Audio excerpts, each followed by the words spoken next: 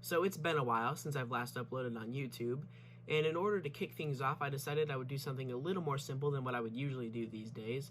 I'm going to be 3D modeling some famous 2D cartoon characters. So, let's get into it.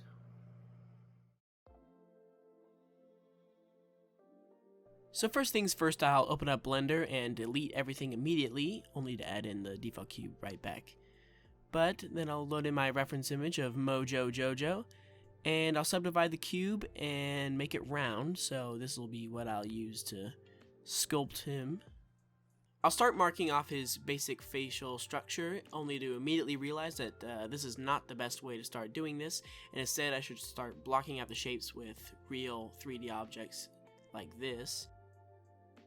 So I'll add in his muzzle and his ears in order to just basically mark off a good starting point. I'll make them one unified object and then add in some eye sockets, and then of course I'll remesh them so they become one coherent shape.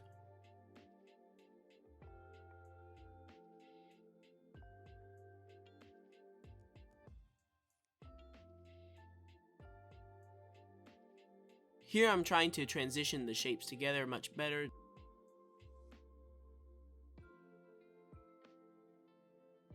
So I tried matching the color of his skin the best of my abilities and add in some eyeballs.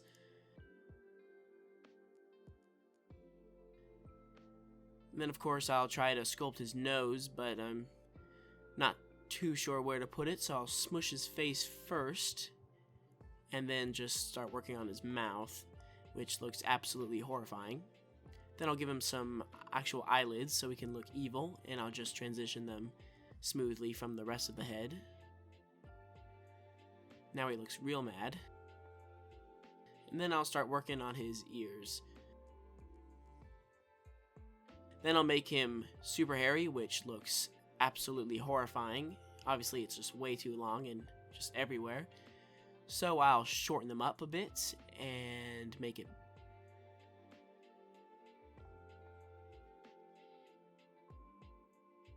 So I'll open up weight paint mode and start marking off areas that I don't want there to be hair. Of course, I can't forget the widow's peak.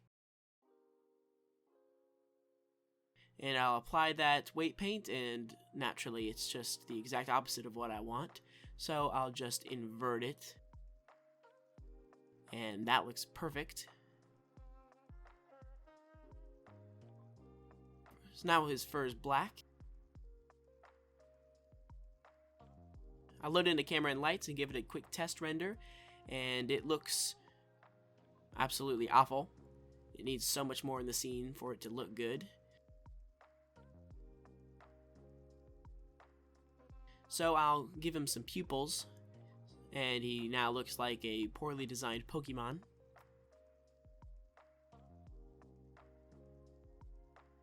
So the next step would be UV unwrapping him so I can give him some real textures.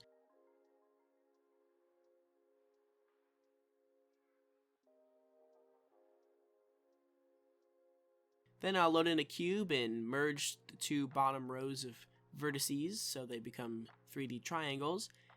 And then I'll make them a little skinnier and duplicate them. And then I'll duplicate them one more time and rotate them around 180 degrees so that we can have a bottom row of teeth. And then I'll resize them a bit so they don't look just like carbon copies of each other. And then of course give him a nice little pink tongue.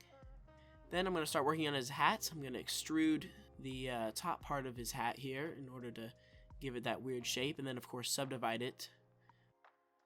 I'll put a bevel modifier on and subdivide it and smooth it out. And then I'll start working on the rim, which was actually the scariest part of his hat because it was very uniform.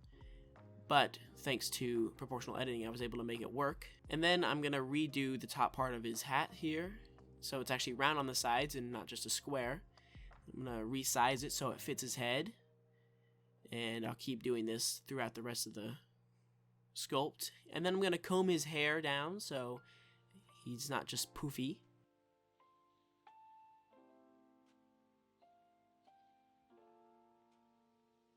And he rendered without any hair.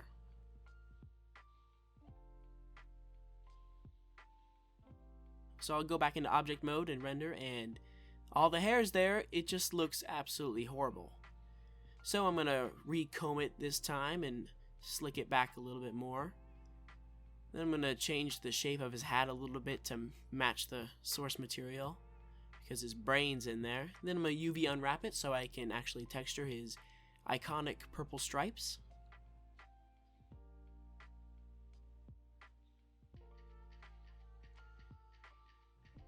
Then of course I'll add in some spheres for his little jewels on his helmet. And then I'm going to give him some eyebrows to cover up some of my hair mistakes. Make them a little smaller so they actually fit his head. And then I gave him some eyelids so he can be squinting and just look a little more mad. Then I gave it a quick test render again, and it looked much better than before. So I gave him a little bit of a backdrop here and added in some lights and a camera. Then I started changing the materials on his helmet so he didn't just look like a ball of clay. And then of course I made it render a lot more paths so it would look much cooler. Then I gave it a little denoising node so it wouldn't look so pixelated.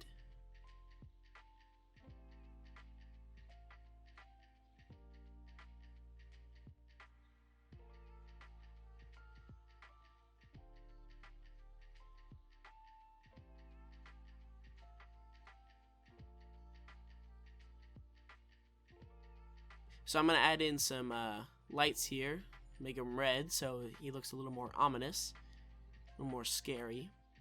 And then I loaded up the render into Photoshop just to get rid of the little errors in my hair. And I think he came out looking pretty good.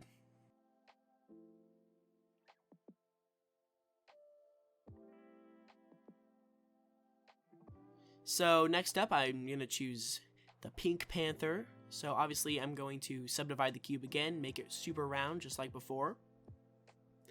This time I'm going to use my reference image a lot more perfectly. I'm going to try to align it with the ball of clay and just kind of not necessarily trace, but match the shapes up perfectly. And it was a little hard at first, but I think I got the hang of it. The ears looked a little wonky, but they'll all be fixed by the end. And I'll move the reference image over so I can just continue the sculpt while still looking at it.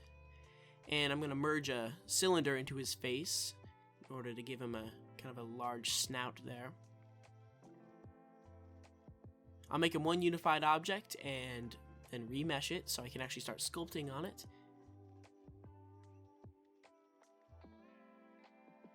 I'll start giving him basic features like a muzzle, a nose, a mouth, and then I'll just start insetting the ears.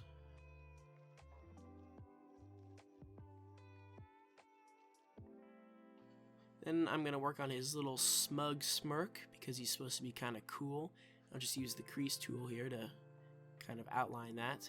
I'll emphasize it with textures later on. And then I'm going to merge these two shapes together a little more so they're just kind of one cohesive shape. And I'll remesh in order to make my geometry clean so it final render doesn't take too long. Of course I'll give him his giant eyeballs which kind of come off of his face a little bit. Then I'll color him in, try to match the pink as best as I could.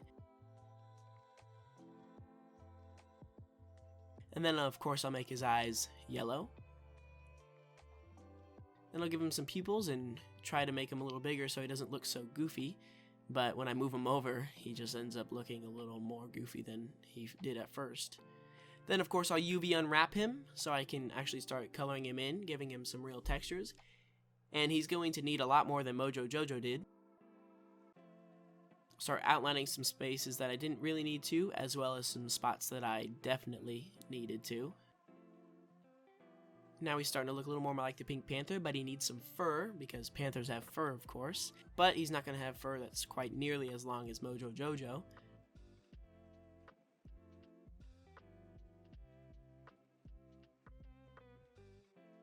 So I started painting out his nose, because obviously he's not supposed to have a hairy nose. and gave it a quick test render, and it was looking okay. There were still lots of things that I needed to fix about it. So I posed him differently, so he's actually looking at the camera and gave his eyeballs kind of a shiny texture there.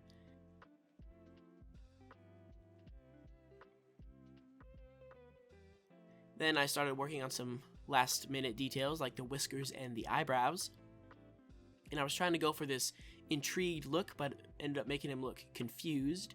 So I just flipped one of the eyebrows around and got what I was looking for.